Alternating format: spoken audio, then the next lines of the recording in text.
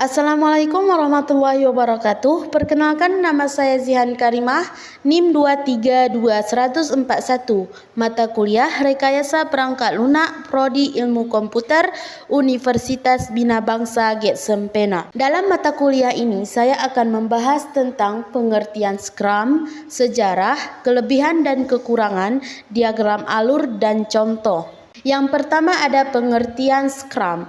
Scrum adalah sebuah kerangka kerja yang digunakan untuk mengelola proyek, terutama dalam perkembangan perangkat lunak yang berfokus pada kolaborasi tim, fleksibilitas, dan pengiriman produk yang berkualitas dalam iterasi pendek yang disebut sprint. Scrum memungkinkan tim untuk bekerja secara lebih adaptif dan tangkas, mengakomodasi perubahan yang sering terjadi selama proses perkembangan.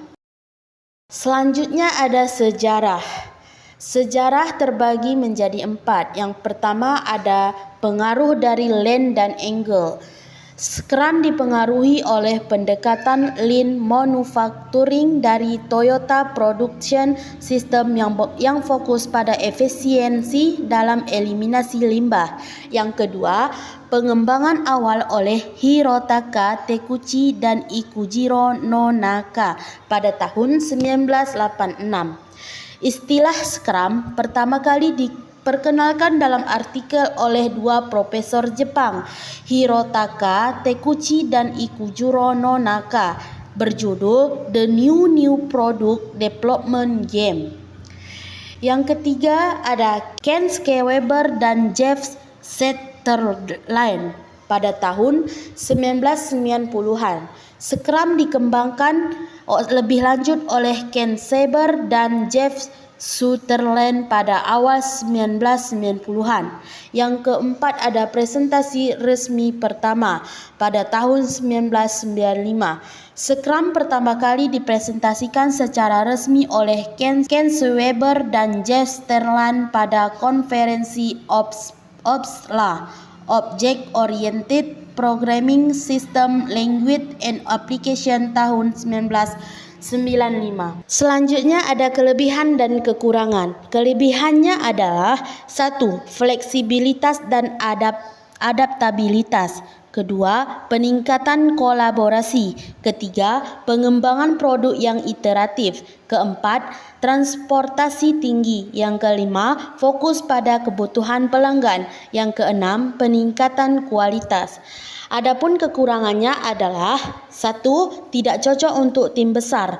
2. Memerlukan komitmen penuh. 3. Ketergantungan pada Scrum Master. Keempat, mungkin terlalu fleksibel. 5. Sprint yang tidak realistis. 6. Kurangnya dokumentasi formal. 7. Potensi untuk overhead yang tinggi. Selanjutnya ada diagram alur. Kita bisa melihat diagramnya di gambar tersebut. Diagram di atas menggambarkan proses Scrum dalam perkembangan produk dengan beberapa tahapan sebagai berikut.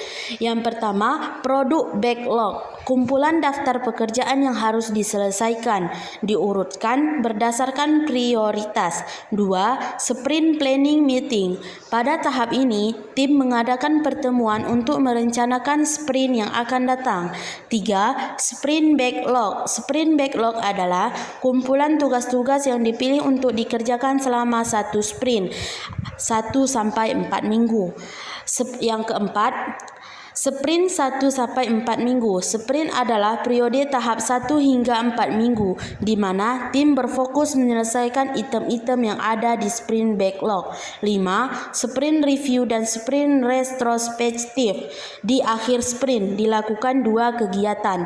6. Finish it work. Setelah sprint selesai, pekerjaan yang diselesaikan akan ditinjau dan diintegrasikan sebagai hasil akhir.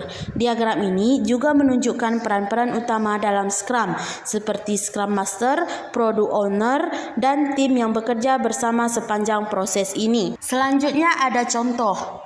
Contohnya adalah YouTube. YouTube sebagai bagian dari Google kemungkinan besar menggunakan metodologi Agile dalam perkembangan produknya, termasuk framework Scrum. Agile termasuk Scrum adalah metode yang umum digunakan oleh perusahaan teknologi besar untuk pengembangan perangkat lunak karena memungkinkan tim untuk bekerja secara iteratif, beradaptasi dengan perubahan, dan merealisis fitur dengan lebih cepat.